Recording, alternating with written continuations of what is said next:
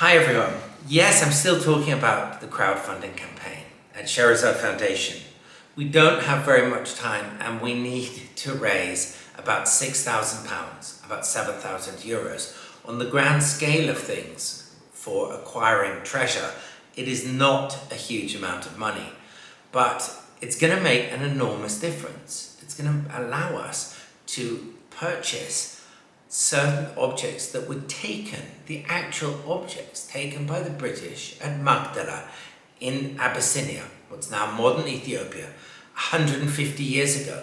These are objects which, they're not just objects in a junkyard with no provenance and past. These are objects which are definitely known to have been part of the imperial treasure of Abyssinia at the time, and a lot of them are from the court of Emperor Theodorus.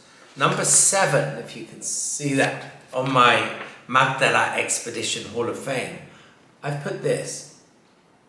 It's part of an Ethiopian Bible from the Coptic Church, the kind of thing you find in Ethiopia. And if you check the pages of eBay and other dealers, they come up from time to time. They are extraordinary things, these Bibles. They are usually, or always, handwritten and usually on vellum, animal skin. And they are almost always written in this very, very curious script called Ge'ez, which is the ancient language of Ethiopia. It's the language of the Ethiopian Coptic Church, and the Bibles usually have these. They're known, usually referred to as cartoons, these illustrations relating to Christ or stories within the Bible. And they are quite mesmerizing in all kinds of ways.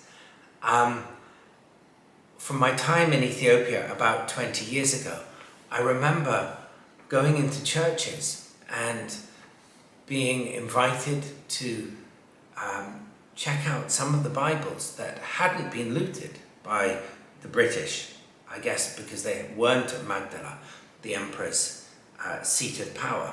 Some of them date back many, many centuries, and just turning the leaves of these huge, heavy vellum books, you get a sense of the continuity of the Coptic Church of Ethiopia.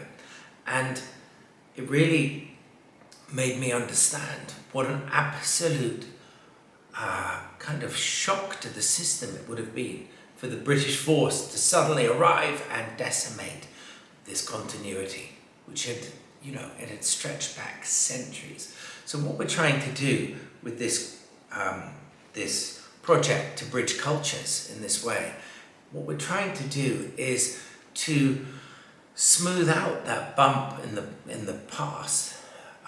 In Ethiopian terms, 150 years ago is just yesterday. That's why everyone remembers it so much. Although for the British, it was a small episode in a kind of crazy colonial time. So we really, really need your help. And I know watching videos like this, it's much easier just to not follow the link and just to click to the next video or the next picture. But we really, really, really appreciate it if this time you could go to the link and donate anything. In some ways, in many ways, it's as much about having your support, even if it's, a few dollars, pounds or euros. It's sending us a message, and it's sending a message to our friends in Ethiopia that you care and that you're there willing to help. So again, thank you so much, and talk to you again soon.